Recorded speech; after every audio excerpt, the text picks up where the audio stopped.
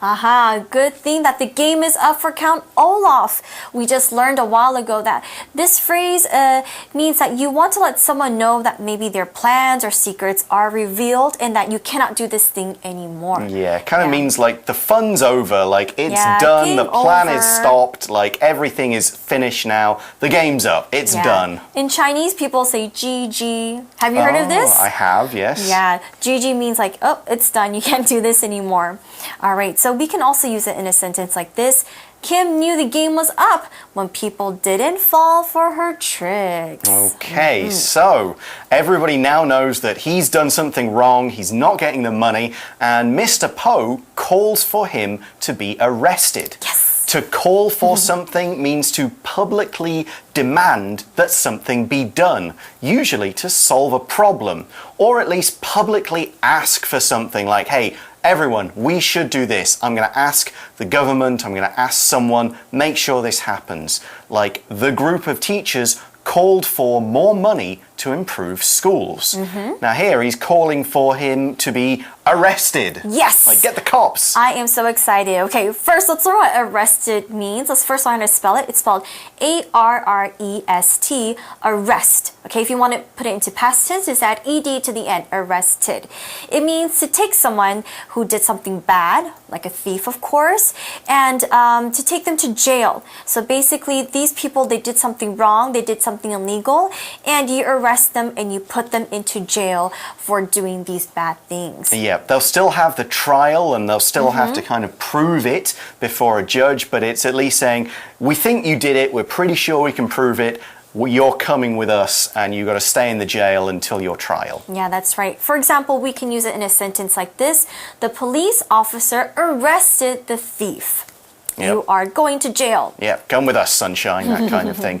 Before this happens, however, one of the actors turns off the lights. Why? So like, arrest him, and then he's like, oh, it's boom, probably one of all his goes dark. His friends. It's an actor, remember, they're all his guys. Now, here we use turn off, and to turn something off is to use a switch or a button to make an electronic device that was on stop and change to being off. So you could turn off a TV, music, your computer, the lights. And in this last case, you make the room dark. We can also say turn out the lights. We can also say cut the lights. And another synonym is switch off the lights. That's right. All means the same thing, just even kill the lights also means turn them off. Here's an example. Please turn off the lights and the AC when you leave the office. We have to save energy, of course. All right, so what happens when the lights turn off? Okay, well, here it says, Olaf escapes in the confusion.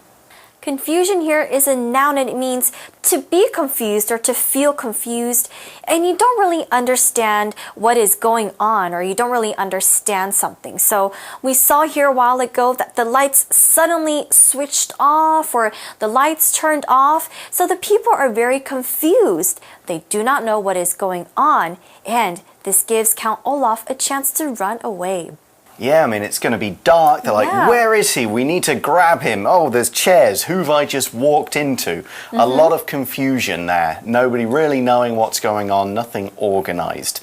So he gets away. Instead of being arrested, he's like, ha-ha, I'm out, jumps out the window, runs off. Like any good bad guy in a movie or a cartoon. That's usually what happens.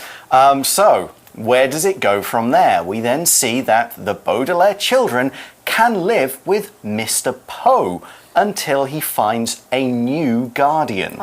So they're not going to live with Olaf anymore. They know he's a bad guy, so they'll live with Mr. Poe the lawyer, but he's going to keep looking for a new guardian.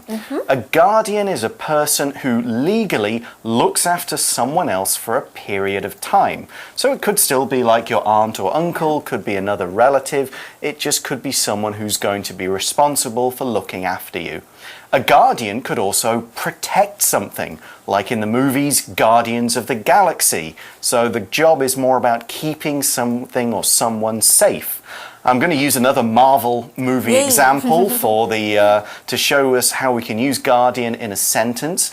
Peter Parker's legal guardians were his Uncle Peter and Aunt May. Uncle Ben, it's not Uncle Peter. Ben. Uncle Ben. Of course it is. It's Uncle Ben and Aunt May. They were his guardians after his parents disappeared.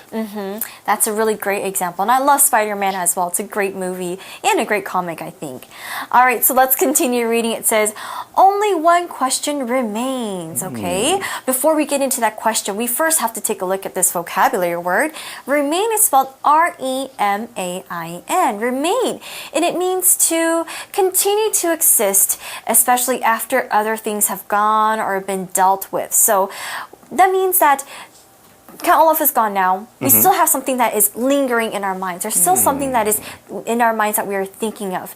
They're not living with Mr. Poe and they will have no parents, but the question that I'm thinking and that I think that everyone else is thinking is still the same, right? Yeah, it could be. That question remains. It's still there. They haven't answered it yet, okay? We've answered who they're going to live with, what will happen next, is she really married, what's happening with the money. That's all dealt with, but what remains is this question. And the article has it, have they seen the last of Count Olaf? Oh, no. Okay, to see the last of someone means you will never see that person again. You've seen them for the very last time. We can also use it for things. Okay, I've seen the last of that money. I'll never get it back now.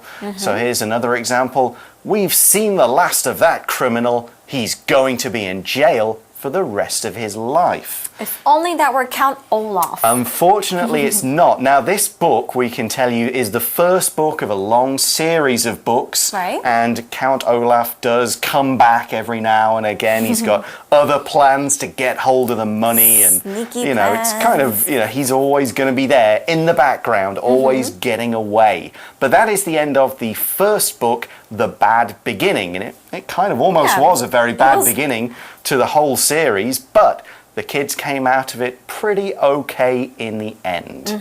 So that brings us to the end of our whole 3-day story. The one thing left to do is go to today's For You Chat question.